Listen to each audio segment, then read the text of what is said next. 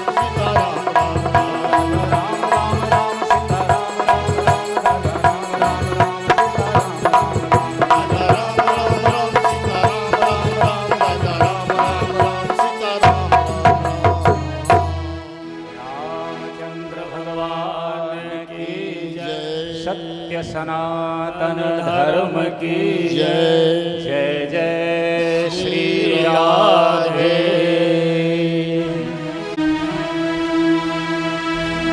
चार दिन की कथा, चौथे दिन की कथा विश्राम की तरफ जा रही है। कुछ ही क्षणों में आपको मैंने 4 दिनों में कभी आपको नहीं कहा होगा ताली बजाओ।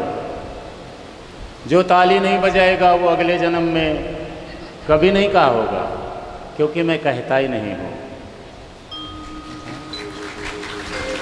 और आप बढ़िया साथ दे रहे हैं। आप छोटी छोटी जगह जाएंगे, मैं भी जाता हूँ, जाना पड़ता, मजबूरी होती है कई बार। महाराज सामने से सुनना पड़ता, जो ताली नहीं बजाएगा वो क्या हो जाएगा, जो बोलेगा नहीं वो क्या हो जाएगा। ये गलत है। ऐसा भावमय दृश्य उपस्थित करो, लोग अपने आप जुड़ जाएंगे। आप अपने आप बढ़िया ताली बजाते हो और आप रिकॉर्डिंग हो रही है, कहीं मैंने कहा हो कि आप ताली बजाओ, ऐसा होगा वैसा होगा, तो बताओ। बहुत लोग, जो ताली नहीं बजाएगा वो अगले जन्म में उसको हाथ नहीं मिलेगा। अरे भाई, तू कोई विधाता है? तमाम गाने वाले लोग, मैं भी, इसलिए जाने का मन ही नहीं करता। ये तो महाराज भाव जगत की बातें हैं, अंदर से कुछ उमड़ेगा तो बाहर निकलेगा, आपके कहने से कुछ नहीं होगा। मैंने शुरू वाले दिन निवेदन किया था, आपका साथ मिले तो गोविंद के गीत गाएं, पुकारें, मनाएं, रिझाएं, सबको साथ लेके चले। धन्यवाद है आपका, कितना मेरा साथ देते हैं। मुझे कम एनर्जी लगानी पड़ती है, बीच में छोड़ देता हूँ, आप गा लेते हैं, विनती कर लेते हैं, प्रार्थना पुकार कर लेते हैं, बहुत अच्छी बात है। तो जिनकी कृपा से सुखदेव जी महाराज कथा कर सकते हैं, जाकी कृपा सुख ज्ञानी भये, चलते हैं उस प्रसंग में। जाकी कृपा सुख ज्ञानी भये, अरु ध्यानी भये शिव जी त्रिपुरारी। जाकी कृपा विधि वेद रचे, भय व्यास पुराणन के अधिकारी। जाकी कृपा ते त्रिलोक धनी, सुकहावत है ब्रज चंद बिहारी। मेरी भी लाज रखेंगी वही, मेरी भी लाज रखेंगी वही। सदा कृष्ण प्रिया वृषभानु दुलारी। किशोरी जी हमें भी संभालेंगी। मुझे वो कथा सुनाओ जिसमें भगवान श्री कृष्ण का अवतार हुआ है। कथितो वंश विस्तारो भगवान सोम सूर्ययो, राज्ञां चोभय वंश्यानां चरितं परमाद्भुतम्।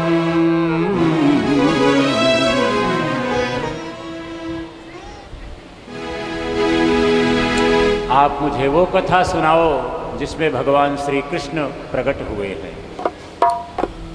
सुखदेव जी महाराज ने कहा राजा परीक्षित को, महाराज 4 दिन बीत गए, थोड़ा कथा को रोक देता हूँ, उठो, कुछ खा लो, पी लो, भूख लगी होगी। तो राजा परीक्षित ने कहा, नहीं महाराज, नैषाति दुस्सहाम छुनमाम त्यक्तो दमपि बाधते, पिबंतम तुम मुखाम्बोजम अच्युतम हरि कथामृतम। भगवान की कथा को आप इस तरह से गा रहे हो, मैं सुन पा रहा हूँ, मुझे भूख प्यास का आभास ही नहीं है। आप और कथा सुनाओ। और राजा की कथा में प्रीति देख करके सुखदेव जी महाराज एक क्षण भगवान श्री कृष्ण के ध्यान में तल्लीन हुए। हे कन्हैया, आपकी कथा बड़ी रहस्यमयी है, आप ही मेरे हृदय में विराजमान होकर के अपनी कथा को कहो। और भगवान को प्रणाम करते हुए सुखदेव जी 10वें स्कंद की कथा का गान करने लगे। भागवत के 10वें स्कंद में भगवान श्री कृष्ण के अवतार की कथा है। राजन, भूमिर्द्रप्त नृपव्याजो दैत्यानीक शतायुतै, आक्रांता भूरि भारेण ब्रह्माणं शरणं ययौ। द्वापर युग की समाप्ति का समय था। आज से लगभग 5200 कुछ साल पहले इस धरती में दुष्ट स्वभाव के राजा जन्म लेते हैं। कंस, शिशुपाल, दंतवक्त्र, ऐसे दुष्ट। और कंस तो महाराज इतना दुष्ट था, अपने बाप को जेल में डाल दिया था। जो बाप को जेल में डाल दे, प्रजा के साथ क्या अच्छा काम करेगा। धरती दुखी हुई, शुभ कर्म बंद हो गए, गाय का रूप धारण करके ब्रह्मा जी की शरण में गई धरती, महाराज मेरे दुख काटो। ब्रह्मा जी ने देवताओं को इकट्ठा किया, आओ भगवान को मनाते हैं। और ग्रंथ में लिखा है कि तत्र गत्वा जगन्नाथम देव देव वृषाकपिम पुरुषम पुरुष सूक्तेन उपतस्थु समाहितः। क्षीर समुद्र के तट पर जाकर के देवताओं ने भगवान नारायण की स्तुति करी पुरुष सूक्त से। क्षीर समुद्र क्या है महाराज? निर्मल मन। निर्मल मन ही क्षीर समुद्र है। अब हमें भगवान को पुकारना हो तो कहाँ महाराज क्षीर समुद्र ढूंढेंगे? अपने को तो पता नहीं है। तो निर्मल मन जन सो मोहि पावा, अमोहि कपट छल छिद्र न भावा। निर्मल मन, पवित्र मन ही क्षीर समुद्र है। क्षीर का अर्थ होता है पवित्र। ऐसे तो क्षीर का एक अर्थ दूध भी होता है, और दूध पवित्र ही होता है तभी पीते हैं। तो पुरुष सूक्त के द्वारा भगवान विष्णु की स्तुति किया देवताओं ने। पुरुष सूक्त रोज ब्राह्मण लोग पूजा में बोलते हैं। हरि ओम मां सहस्रशीरखा उरुखः सहस्राक्षः सहस्रपात सभूम्य ग्वं सर्वतस्प्रत्वात्यतिष्ठद्दशांगुलं मां। ऐसे 16 मंत्रों से पुकारा भगवान को। आकाशवाणी हुई। देखो, विनती प्रार्थना बहुत देवता कर रहे थे। आकाशवाणी 2 जने को सुनाई पड़ी, ब्रह्मा जी को और शंकर जी को। क्योंकि प्रार्थना विनती में तन्मयता, एकाग्रता, संपूर्ण लयता केवल इन दो प्राणियों को हुई थी, 2 देवताओं को हुई थी, ब्रह्मा जी को, शंकर जी की। बाकी तो जो देवता थे वो पीछे से हल्ला कर रहे थे। जैसे होते हैं ना, जगराते होते हैं महाराज, बड़े बड़े आप लोग जाते हो, अंजनी को लाल निरालो है, अंजनी को लाल मत वालो है। तो तू क्यों मत वाला हो रहा है? वो तो निराला है ही है। सारहीन प्रार्थना, भाव नहीं बनता, अच्छा है, खंडन नहीं है। पर जब एकाग्रता आएगी जिसके चित्त में, तो हमारी प्रार्थनाओं के उत्तर उसको तत्काल मिल जाएंगे। आकाशवाणी हुई, हे ब्रह्मा जी, हे भोलेनाथ, मैं शीघ्र ही ब्रजमंडल में अवतरण लेकर के धरती का भार उतारूंगा। आप लोग देवताओं को कहो मेरे साथ लीला में सहभागी बनने के लिए ग्वाल बाल बन करके ब्रजमंडल में पहुँचे। ब्रह्मा जी ने देवताओं को समझाया, भैया चिंता छोड़ो, चिंतन करो। इधर देवकी का विवाह वसुदेव जी से हुआ। कंस अपनी बहन देवकी को बहुत प्रेम करता था। विवाह के पश्चात कंस ने विचार किया कि मैं अपनी बहन को रथ में बिठा करके खुद सारथी बन करके उसके घर में पहुंचा करके आऊंगा। मथुरा में ही ससुराल, मथुरा में ही पीहर पहुंचा करके आऊंगा।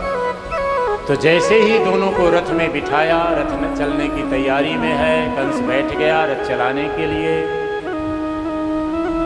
देवताओं ने विचार किया, अगर कंस वसुदेव जी से विरोध करना शुरू कर दे, सताना शुरू कर दे इनको, तो भगवान जल्दी आएंगे।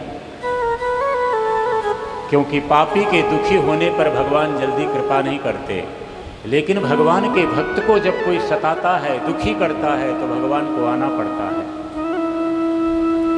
तो इस प्रकार देवताओं ने सलाह करके आकाशवाणी के माध्यम से कहा, अरे कंस, जिस देवकी को तो इतने प्यार से पहुंचाने जा रहा है, अस्यास्त्वाम अष्टमो गर्भो हंतायाम बहसे बुध। अरे अबुध, अरे मूर्ख, जिस देवकी को पहुंचाने जा रहा है उसकी 8वीं संतान तेरी मृत्यु का कारण बनेगी।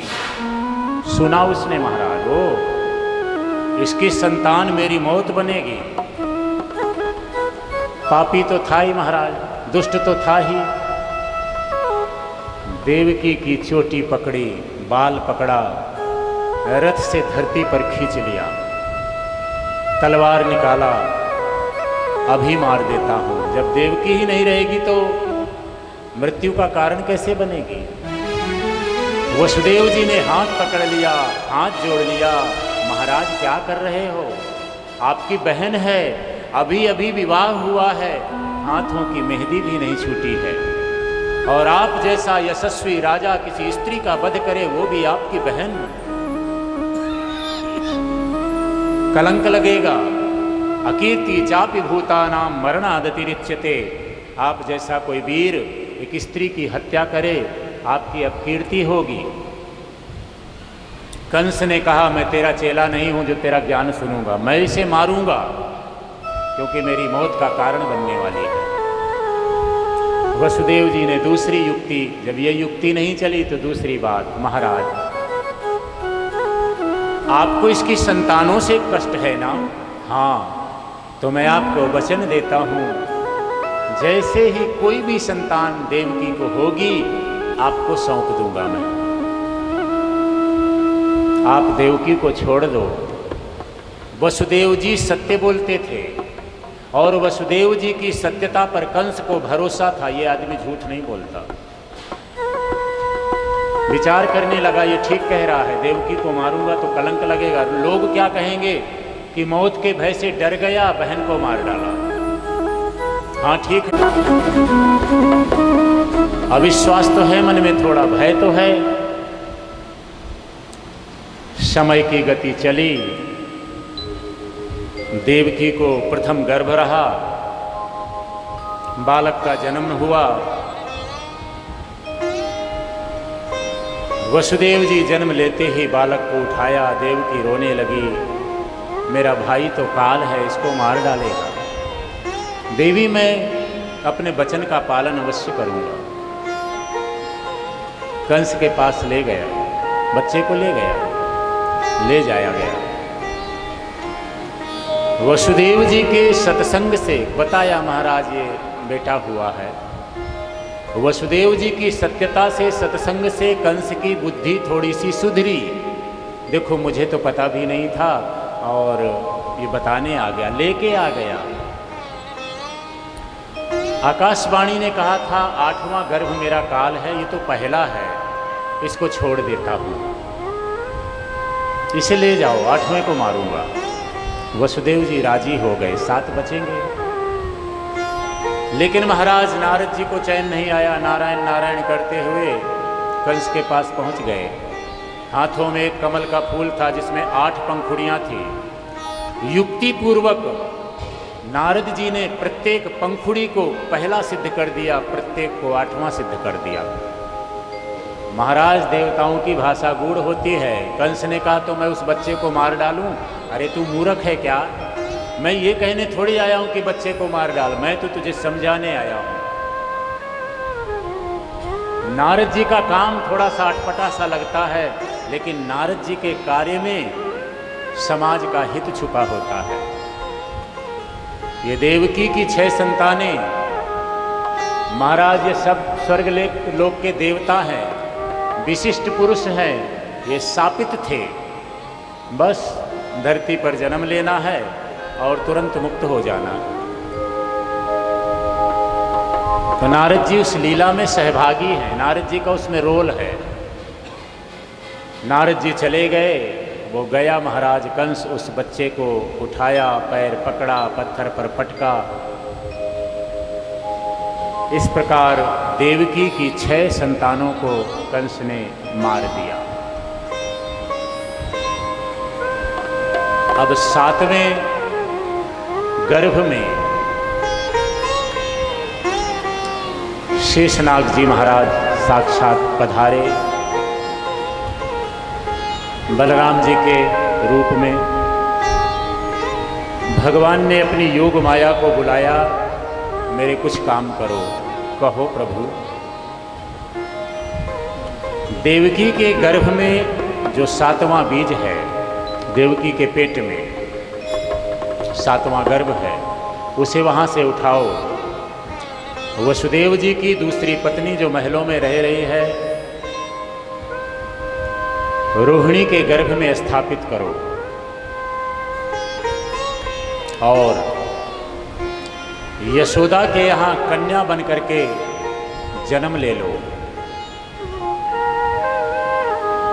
मेरा जन्म जेल में होगा, वहाँ से मेरे पिता वसुदेव मुझे नंद महल ले जाएंगे, वहाँ मुझे छोड़ देंगे, तुम्हें उठा करके ले आएंगे। उसके नीचे रखा है। कंस तुम्हें मारने की कोशिश करेगा, तुम उसके हाथ से छिटक जाओगी। संसार में तुम्हारी भद्रकाली, दुर्गा, जगदम्बा आदि शक्ति के रूप में पूजा होगी। योग माया ने कहा, ठीक है प्रभु, मैं वही करूंगी जो आपका आदेश है।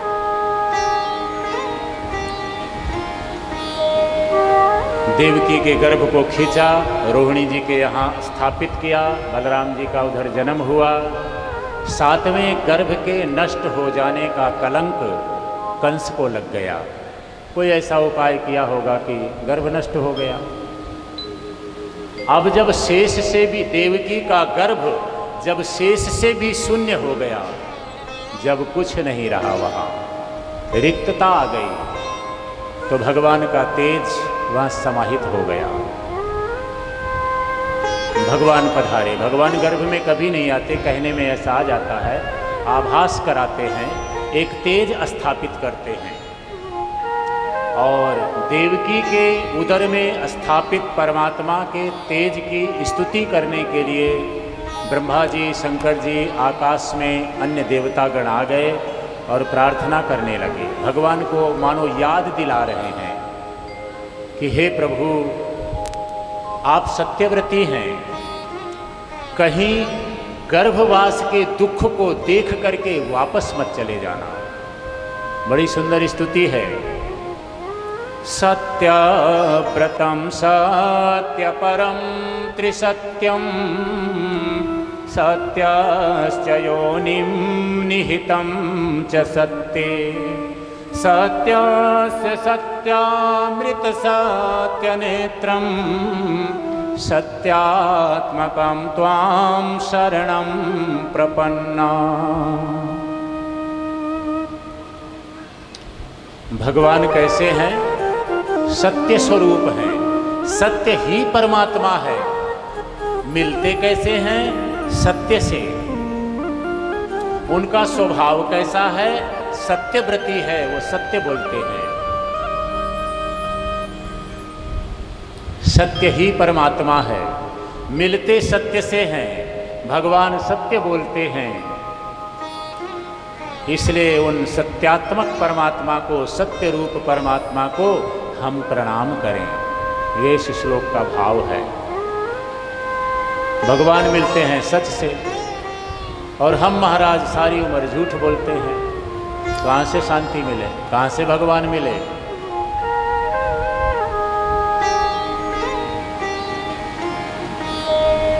बड़ी प्यारी प्रार्थना है यहाँ अनेक श्लोकों में। प्रार्थना किया, देवताओं ने शांत हुए, बढ़िया सुंदर वातावरण बन गया भगवान के अवतार का। ग्रंथकार ने लिखा कि अथ सर्वो गुणोपेतः कालः परमशोभनः यर्हेर्वाजन जन्मक्ष शांतरक्षग्रहतारकम्। समय वही बढ़िया है। देखो, काल को लोग कठोर मानते हैं, लेकिन आज काल भी, आज समय भी बहुत सुंदर सज गया, क्योंकि भगवान आने वाले हैं। कितनी मन में उत्सुकता है आप लोगों के, कितना आनंद है, कितना प्रेम समाया हुआ है। भगवान जो आने वाले हैं, मन में, वाणी में, स्वरूप के रूप में। बढ़िया मौसम सज गया, ठंडी ठंडी हवा चलने लगी। हे शीतल मंद सुरभि बहबाऊ, शीतल मंद सुरभ बहबाऊ। ठंडी ठंडी सुगंधित वायु चलने लगी। शीतल मंद सुरभि बहबाऊ, शीतल मंद सुरभ बहबाऊ। हर्षित सुर संतन मन जाऊ, हर्षित सुर संतन मन चाऊ। हर्षित सुर संतन मन जाऊ। हर्षित सुर संतन मन चाऊ।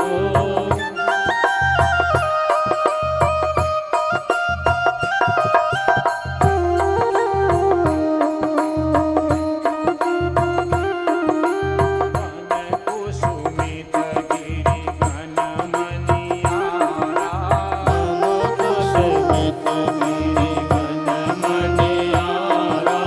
सवहि सकल सरितामृत धारा, सवहि सकल सरितामृत धारा। सवहि सकल सरितामृत धारा। सवहि सकल सरितामृत धारा।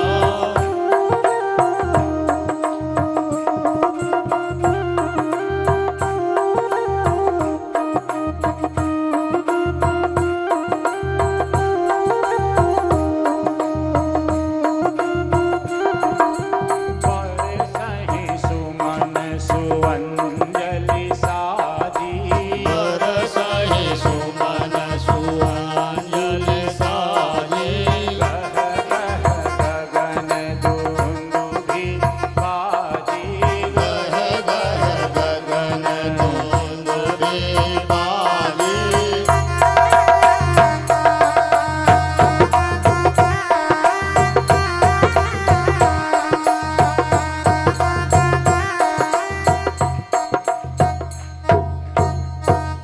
सब कुछ सज गया। आधी रात का समय, सारा संसार सो रहा है, वसुदेव देवकी जाग रहे हैं, भगवान का इंतजार कर रहे हैं। प्रभु आओ, पधारो।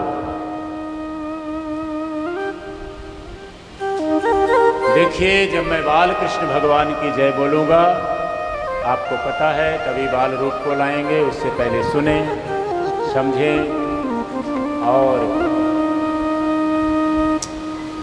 आप मेरा साथ देते आए हैं, देते रहेंगे, मेरा भरोसा है। अब सभी लोग खड़े होकर के मेरे पास आएंगे तो मुझे उठना पड़ेगा। मन में उमंग होता है, भाव होता है हम भी आगे जाएं, लेकिन अब इतने लोग सभी तो यहाँ नहीं आ सकते। बैठे बैठे आनंद लीजिए, भाव जगत में जाकर के बैठे बैठे मन से नाचिएगा। और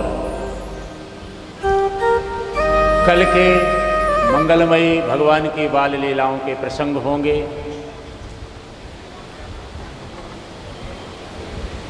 कल तो भगवान के बाल लीला के प्रसंग ही चलेंगे। हमारी कथा के क्रम के अनुसार परसों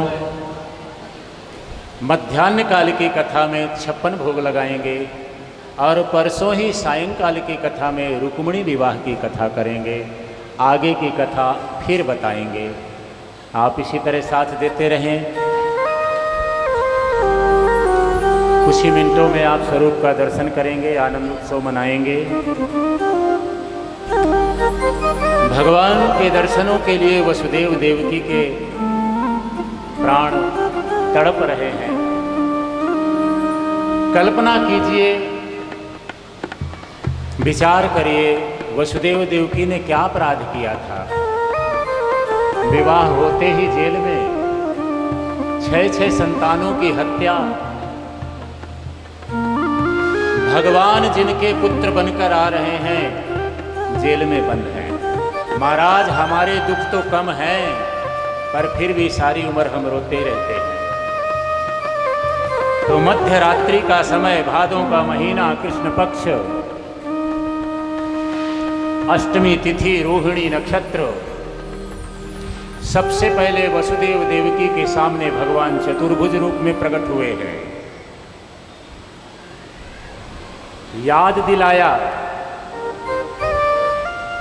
जब हाथ जोड़ लिया तो भगवान ने कहा, मैं खुद ही तुम्हें ये रूप नहीं दिखाना चाहता था, लेकिन पिछले जन्म में तुमने सूखे पत्ते खा करके सैकड़ों सालों तक तपस्या की थी। जब मैं प्रकट हुआ, कहा वरदान मांग लो, तो आपने कहा आप सरीखा पुत्र हमें मिले। तो मैंने विचार किया मेरे जैसा मैं आपको पुत्र दे देता हूँ। बहुत नज़र दौड़ाई मैंने सृष्टि में, दुनिया में, लेकिन बाद में पता चला कि मेरे जैसा तो कोई है ही नहीं, भगवान जैसा दूसरा कोई नहीं है महाराज।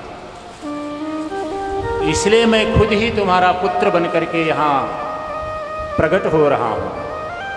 अभी थोड़ी ही देर में मैं बाल रूप में परिणत हो जाऊँगा, बदल जाऊँगा। तुम मेरे उस रूप को नंद महल में यशोदा जी के पास पहुंचा देना। वहां तुम्हें एक कन्या मिलेगी, उसे वापस ले आना। आगे का काम मैं खुद करूंगा। दोबारा आपको मैं कुछ सालों के बाद मिलूंगा। और तत्क्षण भगवान बाल रूप में प्रकट हो गए वहां। वसुदेव जी ना चाहते हुए उस बालक को गोद में लिया, चल पड़े महाराज गोकुल गांव नंद महल के लिए। जब परमात्मा गोद में आए, जीवन में आए, बेड़ियां खुल गईं, हथकड़ियां टूट गईं, जो बंधन थे वो खुल गए, जो बाधाएं थी हट गईं, पहरेदार सो गए, चल पड़े। रास्ते में जमुना जी आईं, जल बहुत था, भगवान के चरणों का स्पर्श करके यमुना जी भी सिमट गई। नंद महल में पहुंचे, भगवान को लिटाया वहां बाल रूप को, और उस माया रूपी कन्या को लेकर के वापस आए। जैसे ही वो कन्या को लेकर के जेल में प्रवेश करते हैं, जेल के दरवाजे बंद हो गए, बंधन आ गए, पहरेदार जाग गए, और उस कन्या ने रोना प्रारंभ किया। कन्या के रोने को सुनकर के पहरेदार, महाराज हो गया हो गया हो गया, घबराहट में कंस की तरफ भागे। कंस को खबर करी, घबराता हुआ महाराज कंस आया जेल में, कहाँ है मेरा काल, कहाँ है मेरा काल।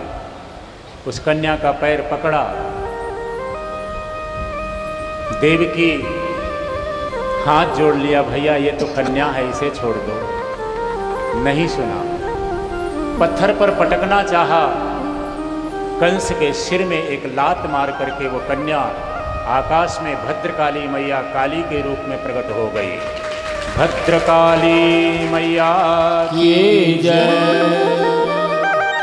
अरे दुष्ट कंस, क्यों तू निरपराध बच्चों की हत्या कर रहा है? तुझे मारने वाला तो कब का प्रकट हो चुका है। और ऐसा भयभीत करके वो भद्रकाली मैया आकाश में विलीन हो गई, अदृश्य हो गई। अब कंस बड़ा घबराया, इतना इंतजाम कर रहा था, हे भगवान मुझे मारने वाला। इस प्रसंग को यहीं विश्राम देते हुए आगे यशोदा जी प्रातःकाल ब्रह्म मुहूर्त में उठी और उधर नंद बाबा गौशाला में गायों की सेवा कर रहे थे। ब्रह्म मुहूर्त में नंद जी की बहन जिसका था उसे खबर थी भाभी के बेटा होने वाला है, तो पहले ही आ गई थी सेवा के लिए, बधाई लेने के लिए। प्रातःकाल ब्रह्म मुहूर्त में जाकर के भाभी के कक्ष में देखती है झीरी में से कहीं हो तो नहीं गया, कहीं भाभी को तकलीफ तो नहीं है, यशोदा जी को कोई ज़रूरत तो नहीं है। तो झीरी में से देखा महाराज एक सर्वांग सुंदर बालक भाभी के बगल में लेटा हुआ है। अब तो सुनंदा बड़ी राजी हुई और दौड़ करके नंद जी के पास गई गौशाला में। नंद भैया, नंद भैया, नंद मेहर, नंद मेहर। अरे बाबरी क्यों चिल्ला रही है? लाला भयो है, लाला भयो है। और नंद बाबा के गले में नौलखा हार पड़ा था, उतार करके ले बाबरी बधाई ले ले।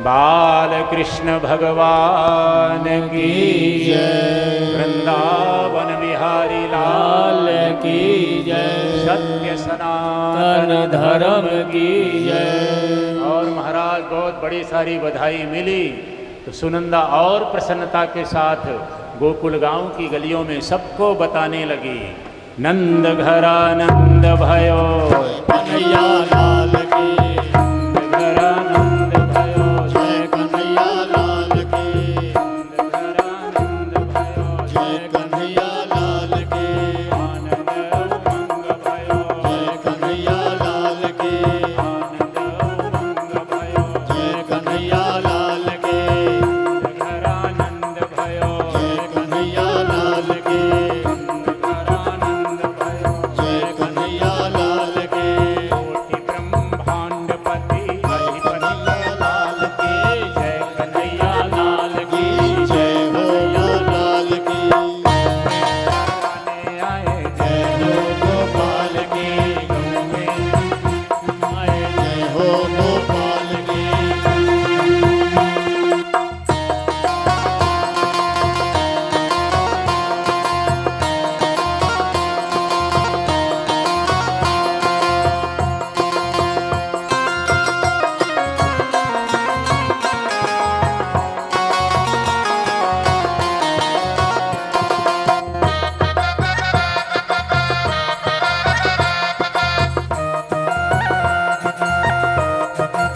नंद घरा नंद भयो जय कन्हैया लाल की, नंद घरा नंद भयो जय कन्हैया लाल की, पूनम के चंद जैसे शोभा है काल की, पूनम के चंद जैसे शोभा है लाल के, ब्रज में आनंद भयो जय कन्हैया लाल की, आनंद उमंग भयो जय कन्हैया लाल की, नंद घरा नंद भयो जय कन्हैया लाल की, जय कन्हैया लाल की जय हो गोपाल की।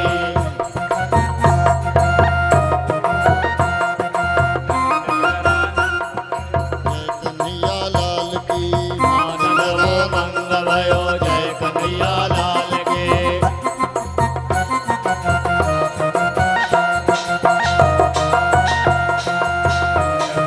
जय कन्हैया लाल की, नंद भयो जय कन्हैया लाल की, हाथी दिनों घोड़ा दिनों और दिनों पाल के, हाथी दिनों घोड़ा दिनों और दिनों पाल के, ब्रज में आनंद भयो जय कन्हैया लाल की, नंद घरा नंद भयो जय कन्हैया लाल की।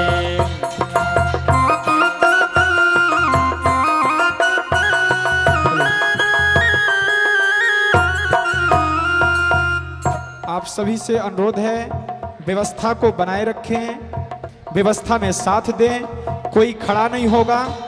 जिसको नृत्य करना है, जिसको ठाकुर जी का पूजन करना है, वही क्रम से एक एक करके आएंगे। तभी आप इस कार्यक्रम का, इस जन्मोत्सव का आनंद लेंगे। सबसे निवेदन है, आप अपने स्थान पर बैठे रहें और बधाइयों का आनंद लें। नाचना ही है तो अपनी जगह में खड़े होकर नाच लेना, सभी लोग आगे नहीं आ सकते। अब ये थाली रख दो, हम बजा देंगे, हमारे पास हो गया, थाली का वादन हो गया। हाँ, रख दीजिए। हरि ब्रज में होए रही बैठ जाओ। जय जयकार, हाँ, ब्रज में होए रही जय जयकार, नंद घर लाला जायो है। ब्रज में हो रही जय जयकार, नंद घर लाला जायो है। ब्रज में होए रही जय जयकार, नंद घर लाला जायो है। ब्रज में हो रही जय जयकार, नंद घर लाला जायो है। लाला जायो है, ब्रज